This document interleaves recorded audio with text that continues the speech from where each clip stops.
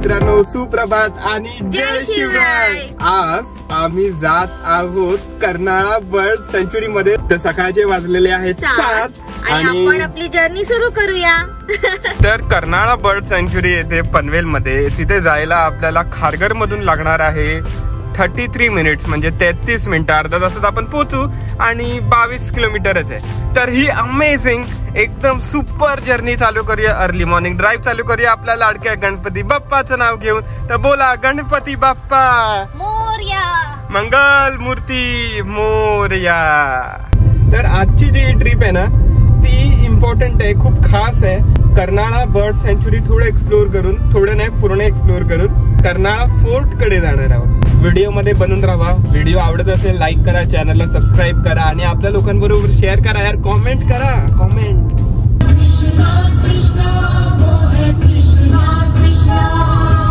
तर हा बघा, हा एक्झिट आहे, छोटासा एक्झिट आहे, असं दिसण्यात पण येत नाही।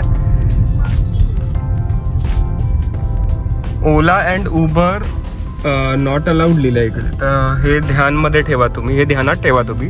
तर हे बघा मित्रांनो, कर्नाळा बर्ड सँच्युरी आणि असं काही पार्किंग आहे, पार्किंग स्पेस आहे इथे, इथे कुठेतरी पार्किंग करतो मस्त। तर झाडांनी ऑक्सिजन ऐवजी वायफाय दिला असता तर प्रत्येकाने किमान एक तरी झाड लावले असते, पण तोपर्यंत माणसं तरी असते का जर ऑक्सिजनच नसतं तर। मस्त इकडे गाडी लावलेली आहे, इकडे पार्किंग केलेली आहे आणि तिकडे आपले सूर्य देवता आहेत। तर आता जाऊया आतमध्ये, एंट्री फीज वगैरे बघूया कसं काय आहे। मुंबईपासून 52 किलोमीटर अंतरावर असलेले कर्नाळा पक्षी अभयारण्य हे पक्षी निरीक्षकांसाठी एक लोकप्रिय ठिकाण आहे। हे त्याच्या समृद्ध जैवविविधतेसाठी ओळखले जाते, विशेषतः पश्चिम घाटात, जे पक्ष्यांसाठी उत्तम निवासस्थान प्रदान करते। वन्य प्राणी आणि पक्षी यांना पिंजऱ्यात बंद करून ठेवणं आणि त्यांच्या रिलेटेड बनवलेले गोष्ट विकणं हा दंड आहे आणि त्याला 25,000 काय फाईन आहे। सो जर तुम्ही असं यूज करू नका आणि जर तुम्हाला दिसलं कोणी यूज करताय तर ते तुम्ही कार्यालयाशी संपर्क करा असं सांगितलंय। अबाउट कर्नाळा बर्ड सँच्युरी लिहिलेलं आहे, हे तुम्ही वाचू शकतात। मी स्क्रीनशॉट्स वगैरे टाकीन, याचे फोटोज वगैरे टाकीन। दर 2 पावलावर असे बोर्ड्स लावलेले आहेत, ते किती सारे स्पीशीज ऑफ बर्ड्स आहेत। इकडे आहे ना, हे बघा 1 पासून ते 172 पर्यंत इतके सारे बर्ड स्पीशीज आहेत। मी इंटरनेटवर वाचलेलं की ते 225च्याहून पेक्षा जास्त स्पीशीज आहेत, बर्ड स्पीशीज। ऐकी ना, जबरदस्त, ऐकी ना, खतरनाक एकदम। बर्ड्स ऑफ कर्नाळा पासून ना असं थंडगार वाटतंय, आजूबाजूला मस्त एकदम निसर्गरम्य झाडं वगैरे मस्त आहेत यार, मजा येते। आजचा जो व्हिडिओ आहे ना तो खतरनाक बनणार आहे एकदम। हा आहे मॅप कर्नाळा बर्ड सँच्युरीचा, 0.5x करतो। इकडे एंट्रन्स आहे, एंट्रन्स कडून आलो तर हरियाल निसर्ग पायवाट आहे इकडे, आणि हरियाल बद्दल इथे माहिती दिलेली आहे। हा डव सारखा का दिसतोय? मला तर कबूतर दिसतोय रे, वेगळ्या कलरचा कबूतर। काय दिसतंय यार, वाव, खतरनाक एकदम। वर सनराईज आहे, आपले सूर्यदेवता आहे, सनराईज झालेलं आहे ॲक्च्युली। असं काही हे तुम्हाला माहिती होतं का? वाचा एकदा।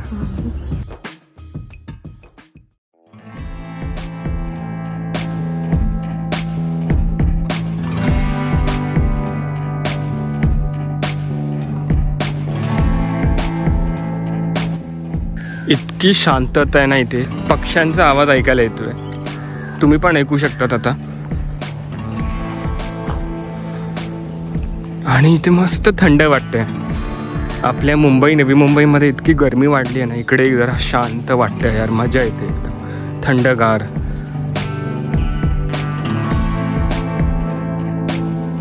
हा बघा, हा वेडा राघू आणि ही वेडी Manali. Nature doesn't need people, people need nature. खतरनाक एकदम। निसर्गाला आपली गरज नाही, आपल्या सर्वांना निसर्गाची गरज आहे। मस्त। इथे ना कॅमेराचे चार्जेस वेगळे आहेत, जर तुम्ही प्रोफेशनल DSLR वगैरे आणत असाल तर बर्ड्सची फोटोग्राफी करायला आणि नेचरची फोटोग्राफी करायला टिश्यूज वगैरे आणू नका, ते लोक गाडीतच ठेवायला बोलतात तिकडे।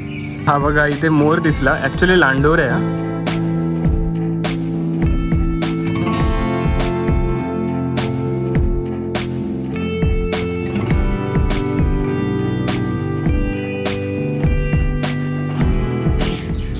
राईट साईडला एक पोपट आहे, लेफ्टला हा आपला सरळवाला पोपट आहे आणि त्या दोघांचं काहीतरी चालू आहे. त्या दोघांना भेटायचं आहे वाटतं. बघा बघा, हा आपला बजी आहे पॅराकीट.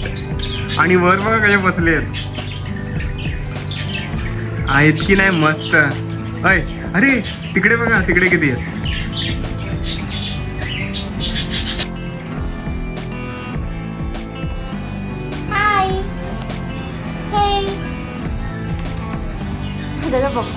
किती जवळ आलाय बघा. त्याला बोलवलं आणि हा आला.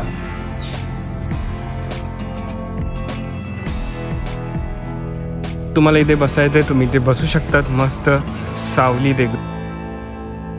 मला काय दिसलं समोर? पूल आहे, एक ब्रिज आहे पाण्यावरचं. एक तुम्हाला मी क्वेश्चन विचारतो, ब्रिज आणि फ्लायओव्हरचा डिफरन्स काय तुम्ही मला कॉमेंटमध्ये कळवा. मला माहिती आहे बट खूप जण फ्लायओव्हरला ब्रिज म्हणतात, ब्रिजला फ्लायओव्हर म्हणतात. प्रख्यात भारतीय पक्षीशास्त्रज्ञ डॉक्टर सलीम अली यांनी या अभयारण्याला अनुकूलता दर्शवली. पाताळगंगा नदीच्या सानिध्यात आणि वैविध्यपूर्ण जंगली वनस्पतींसह अभयारण्य 150हून अधिक निवासी पक्ष्यांच्या प्रजाती आणि 37 स्थलांतरी प्रजाती आहेत जे हिवाळ्यात भेट देतात. प्राणी आणि पक्ष्यांना पाणी देण्यासाठी 23 पाण्याचे डिशेस देखील धोरणात्मकपणे ठेवलेले आहेत. इकडे लिहिले आहे की पर्यटकांना विनंती आहे की या बाजूने कर्नाळा किल्ल्याकडे जाऊ नका. हा फक्त नेचर्स ट्रेल आहे. आणि असं काही आहे. या ब्रिजवरून आम्ही चालत आलो, तर तुम्ही शॉर्ट बघितला असाल.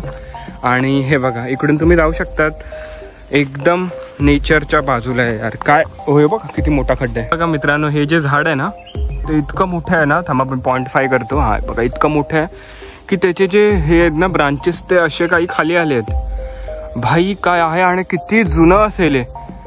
अरे यार जर झाडं बोलू शकली असते ना तर या लोकांनी आपल्याला किती सारे स्टोरीज सांगितले असते अबाउट हिस्ट्री, ॲक्च्युअल हिस्ट्री काय घडलंय.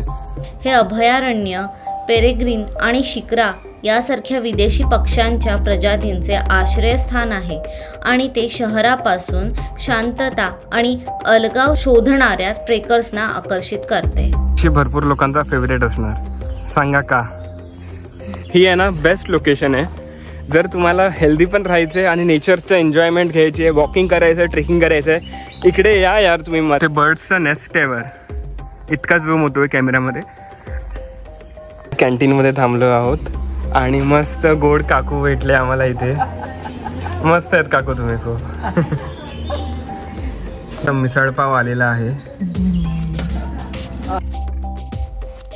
हे काकू आहेत ना, हे या कॅन्टीनमध्ये काम करतात. कॅन्टीनचे मालकीन आहेत. महिला बचत गटचं हे कॅन्टीन आहे. हां तर काकू काय काय मिळतं इकडे? त्याला जेवण व्हेज नॉनव्हेज, झुणका भाकरी, पुरी भाजी, मिसळपाव, वडापाव. आणि सकाळी कधी चालू होतं आणि संध्याकाळी कधी बंद होतं? आम्ही 8ला येतो. अच्छा 7ला उघडतो कॅन्टीन. ओके करतो. तुम्ही या काकूंकडे या, तुम्ही जेव्हा व्हेज नॉनव्हेज खावा. नाश्ता तर इथे पक्का करा. तर वडापाव आणि घरच्यासारखी एकदम फिलिंग आली आज. मजा आली. थँक्यू काकू. Bye bye. तर पोटभर नाश्ता केला आणि आता कर्नाळा फोर्टकडे जातोय. तर हा रस्ता आहे तिकडे जाण्याचा.